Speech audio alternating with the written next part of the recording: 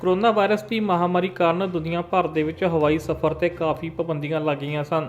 ਇਸੇ ਤਰ੍ਹਾਂ ਹੀ ਕੈਨੇਡਾ ਅਤੇ ਭਾਰਤ ਵਿਚਕਾਰ ਹਵਾਈ ਸਫ਼ਰ ਵੀ ਪੂਰੀ ਤਰ੍ਹਾਂ ਪ੍ਰਭਾਵਿਤ ਹੋਇਆ ਸੀ। ਇਸੇ ਦੌਰਾਨ ਹੀ 에ਅਰ ਇੰਡੀਆ ਵੱਲੋਂ ਪਹਿਲ ਕਰਦਿਆਂ ਹੋਇਆਂ ਭਾਰਤ ਅਤੇ ਕੈਨੇਡਾ ਵਿਚਕਾਰ ਕਾਫੀ ਫਲਾਈਟਾਂ ਚਲਾਈਆਂ ਗਈਆਂ ਸਨ, ਜਿਸ ਤੋਂ ਬਾਅਦ 에ਅਰ ਕੈਨੇਡਾ ਨੇ ਵੀ 18 ਅਗਸਤ ਤੋਂ ਲੈ ਕੇ 31 ਅਗਸਤ ਤੱਕ ਫਲਾਈਟਾਂ ਦਾ ਐਲਾਨ ਕਰ ਦਿੱਤਾ ਸੀ ਅਤੇ ਇਸੇ ਤਰ੍ਹਾਂ ਹੀ ਹੁਣ ਸਤੰਬਰ ਮਹੀਨੇ ਵਿੱਚ ਵੀ ਕੁਝ ਫਲਾਈਟਾਂ ਦਾ ਐਲਾਨ ਕੀਤਾ ਗਿਆ। 에ਅਰ ਇੰਡੀਆ ਵੱਲੋਂ ਹੁਣ ਤੱਕ ਵਧੇਰੇ ਫਲਾਈਟਾਂ ਟੋਰਾਂਟੋ ਵੱਲੋਂ ਹੀ ਚਲਾਈਆਂ ਜਾ ਰਹੀਆਂ ਸਨ, ਜਦਕਿ ਹੁਣ 에ਅਰ ਇੰਡੀਆ ਵੱਲੋਂ ਦਿੱਲੀ ਤੋਂ ਵੈਨਕੂਵਰ ਤੱਕ ਦੀਆਂ ਫਲਾਈਟਾਂ ਦਾ ਵੀ ਐਲਾਨ ਕੀਤਾ ਗਿਆ। ਸਤੰਬਰ ਮਹੀਨੇ ਵਿੱਚ 에ਅਰ ਇੰਡੀਆ ਵੱਲੋਂ ਦਿੱਲੀ ਤੋਂ ਹਰ ਰੋਜ਼ ਇੱਕ ਫਲਾਈਟ ਚਲਾਈ ਜਾਵੇਗੀ, ਜਿਸ ਵਿੱਚੋਂ 17 ਫਲਾਈਟਾਂ ਦਿੱਲੀ ਤੋਂ ਟੋਰਾਂਟੋ ਤੱਕ ਦੀਆਂ ਹੋਣਗੀਆਂ, ਜਦਕਿ ਇਹਨਾਂ ਵਿੱਚੋਂ 13 ਫਲਾਈਟਾਂ ਵੈਨਕੂਵਰ 에ਅਰਪੋਰਟ ਤੇ ਉਤਰਨਗੀਆਂ। ਇਸੇ ਤਰ੍ਹਾਂ ਹੀ 에ਅਰ ਕੈਨੇਡਾ ਵੱਲੋਂ ਸਤੰਬਰ ਵਿੱਚ ਵੀ ਫਲਾਈਟਾਂ ਚਲਾਉਣ ਦੀ ਤਿਆਰੀ ਕੀਤੀ ਜਾ ਰਹੀ ਹੈ। ਹੁਣ ਤੱਕ ਦੀ ਜਾਣਕਾਰੀ ਅਨੁਸਾਰ 에ਅਰ ਕੈਨੇਡਾ ਵੱਲੋਂ ਹਫ਼ਤੇ ਵਿੱਚ 3 ਫਲਾਈਟਾਂ ਦਿੱਲੀ ਤੋਂ ਟੋਰਾਂਟੋ ਤੱਕ ਚਲਾਈਆਂ ਜਾਣਗੀਆਂ, ਜਦਕਿ ਹਫ਼ਤੇ ਵਿੱਚ ਇੱਕ ਫਲਾਈਟ ਵੈਨਕੂਵਰ ਤੋਂ ਦਿੱਲੀ ਤੱਕ ਨੂੰ ਚਲਾਈ ਜਾਵੇਗੀ। 에ਅਰ ਕੈਨੇਡਾ ਨੇ ਹੁਣ ਤੱਕ ਆਪਣੀਆਂ ਫਲਾਈਟਾਂ ਬੰਦ ਕੀਤੀਆਂ ਗਈਆਂ ਸਨ, ਪਰ 18 ਅਗਸਤ ਨੂੰ ਇਹ ਪਹਿਲੀ ਫਲਾਈਟ ਭਾਰਤ ਤੋਂ ਕੈਨੇਡਾ ਵਿਚਕਾਰ ਚੱਲੇਗੀ।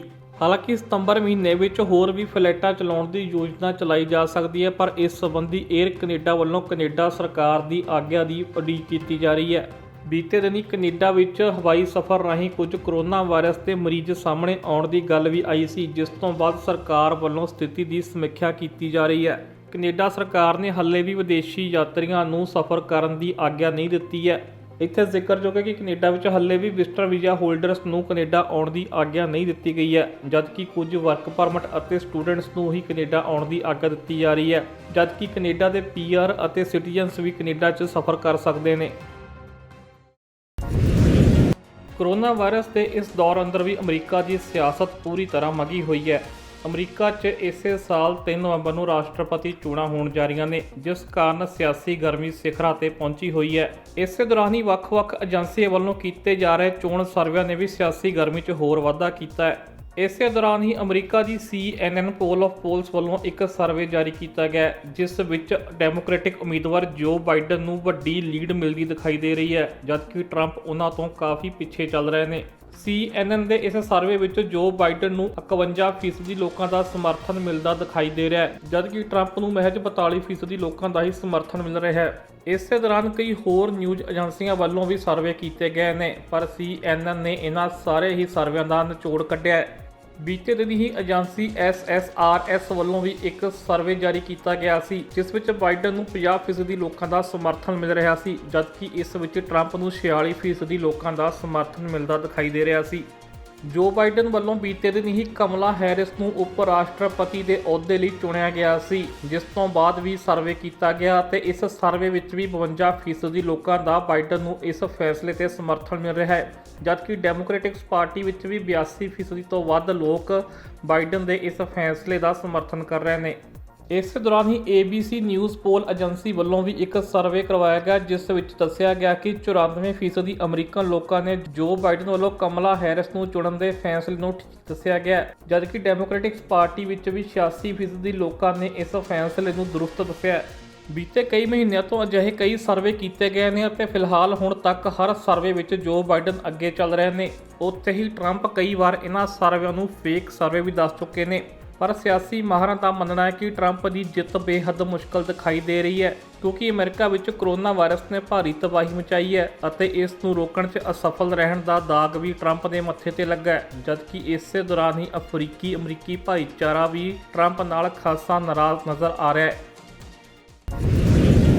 ਅਮਰੀਕਾ ਦੇ ਸਾਬਕਾ ਰਾਸ਼ਟਰਪਤੀ ਬਿਲ ਕਲਿੰਟਨ ਦੀ ਪਤਨੀ ਅਤੇ ਅਮਰੀਕਾ ਦੀ ਸਾਬਕਾ ਵਿਦੇਸ਼ ਮੰਤਰੀ ਹਿਲੇਰੀ ਕਲਿੰਟਨ ਨੇ ਲੋਕਾਂ ਨੂੰ ਸੁਚੇਤ ਕਰਦਿਆਂ ਕਿਹਾ ਕਿ ਅਮਰੀਕੀ ਰਾਸ਼ਟਰਪਤੀ ਡੋਨਾਲਡ ਟਰੰਪ ਚੋਣਾਂ ਹਾਰ ਕੇ ਵੀ ਅਹੁਦਾ ਨਹੀਂ ਛੱਡਣਗੇ। ਹਿਲੇਰੀ ਨੇ ਇਸ ਸੰਬੰਧੀ ਖਦਸ਼ਾ ਪ੍ਰਗਟ ਕੀਤਾ ਹੈ। ਉਹਨਾਂ ਨੇ ਕਿਹਾ ਕਿ ਟਰੰਪ ਅਜਿਹਾ ਵਿਅਕਤੀ ਨਹੀਂ ਹੈ ਜੋ ਹਾਰ ਕੇ ਚੁੱਪਚਾਪ ਸੱਤਾ ਛੱਡ ਕੇ ਪਾਸੇ ਹੋ ਜਾਵੇਗਾ। ਉਹਨਾਂ ਕਿਹਾ ਕਿ ਟਰੰਪ ਸੱਤਾ ਉੱਤੇ ਬਣੇ ਰਹਿਣ ਲਈ ਹਰ ਸੰਭਵ ਕੋਸ਼ਿਸ਼ ਕਰੇਗਾ। ਹਿਲੇਰੀ ਕਲਿੰਟਨ ਨੇ ਕਿਹਾ ਕਿ ਉਹਨਾਂ ਕੋਲ ਅਜਿਹੇ ਕਈ ਕਾਰਨ ਨੇ ਜਿਸ ਕਾਰਨ ਉਹ ਇਹ ਸਾਬਤ ਕਰ ਸਕਦੇ ਨੇ ਕਿ ਟਰੰਪ ਅਜਿਹਾ ਕਰ ਸਕਦਾ ਹੈ। ਹਿਲੇਰੀ ਕਲਿੰਟਨ ਨੇ ਕਿਹਾ ਕਿ ਚੋਣਾਂ ਹੋਣ ਤੋਂ ਪਹਿਲਾਂ ਹੀ ਟਰੰਪ ਵੱਲੋਂ ਚੋਣ ਪ੍ਰਕਿਰਿਆ ਤੇ ਸਵਾਲ ਖੜੇ ਕੀਤੇ ਜਾ ਰਹੇ ਨੇ। ਜੇਕਰ ਟਰੰਪ ਚੋਣ ਹਾਰ ਜਾਂਦਾ ਹੈ ਤਾਂ ਉਹ ਇਸ ਨੂੰ ਵੱਡਾ ਧੋਖਾ ਕਰਾਰ ਦੇਵੇਗਾ ਅਤੇ ਹੋ ਸਕਦਾ ਕਿ ਉਹ ਕੁਰਸੀ ਛੱਡਣ ਤੋਂ ਇਨਕਾਰ ਕਰ ਦੇਵੇ।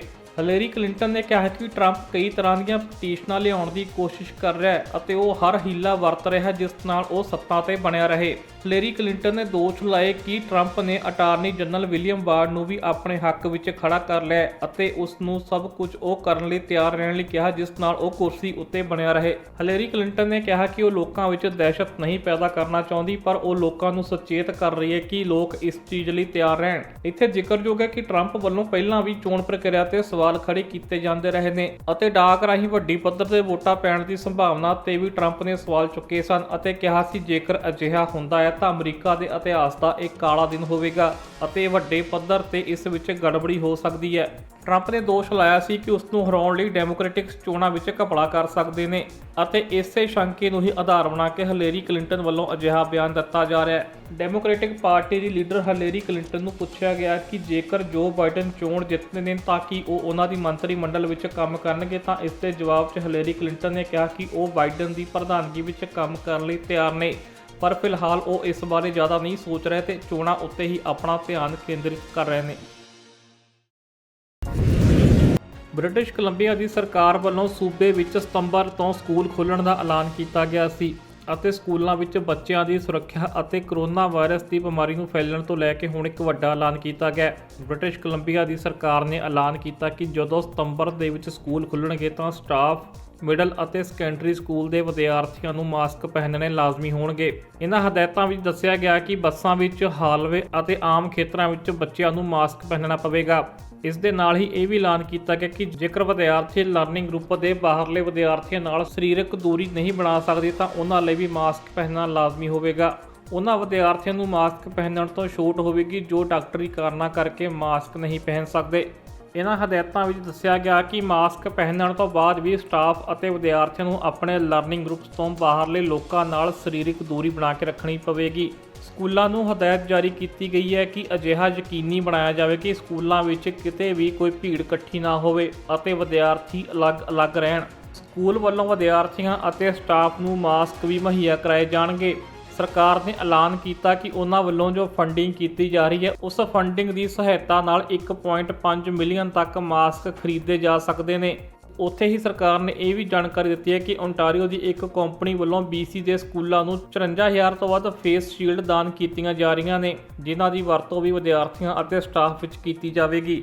ਸਰਕਾਰ ਨੇ ਆਪਣੇ ਵੱਲੋਂ ਜਾਰੀ ਕੀਤੀ ਹੋਈ ਜਾਣਕਾਰੀ ਵੀ ਦੱਸਿਆ ਕਿ ਸਿਹਤ ਅਤੇ ਸੁਰੱਖਿਆ ਦਾ ਇੱਕ ਹੋਰ ਮਹੱਤਵਪੂਰਨ ਉਪਾਅ ਲਰਨਿੰਗ ਗਰੁੱਪ ਸਥਾਪਿਤ ਕਰਨਾ ਹੈ। ਲਰਨਿੰਗ ਗਰੁੱਪ ਵਿੱਚ ਉਹ ਵਿਦਿਆਰਥੀ ਅਤੇ ਸਟਾਫ ਸ਼ਾਮਲ ਹੁੰਦੇ ਨੇ ਜੋ ਸਕੂਲ ਦੇ ਤਿਮਾਹੀ, ਸਮੈਸਟਰ ਜਾਂ ਸਾਲ ਦੌਰਾਨ ਇਕੱਠੇ ਰਹਿੰਦੇ ਨੇ ਅਤੇ ਇਕੱਠੇ ਪੜ੍ਹਾਈ ਕਰਦੇ ਨੇ ਅਤੇ ਆਪਸ ਵਿੱਚ ਸਿਲੇਬਸ ਸੰਬੰਧੀ ਵਿਚਾਰ ਚਰਚਾ ਵੀ ਕਰਦੇ ਨੇ।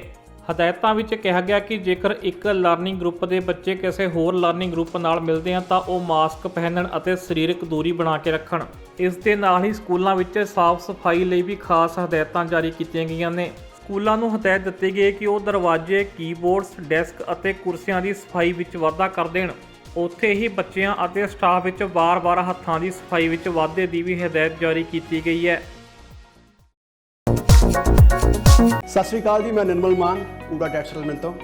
ਇਹ ਤੁਸੀਂ ਵੀਡੀਓ ਦੇਖ ਰਹੇ ਸੀ TV ਪੰਜਾਬ ਦੇ ਉੱਤੇ। ਇਹੋ ਜਿਹੇ ਹੋਰ ਜਾਣਕਾਰੀ ਭਰਪੂਰ ਵੀਡੀਓ ਦੇਖਣ ਵਾਸਤੇ TV ਪੰਜਾਬ ਦੇ ਚੈਨਲ ਨੂੰ ਸਬਸਕ੍ਰਾਈਬ ਕਰੋ ਤੇ ਨਾਲ ਹੇਠ ਦਿੱਤੇ ਹੋਏ ਬੈਲ ਆਈਕਨ ਦੇ ਬਟਨ ਦਬਾਓ। ਸਤਿ ਸ਼੍ਰੀ ਅਕਾਲ।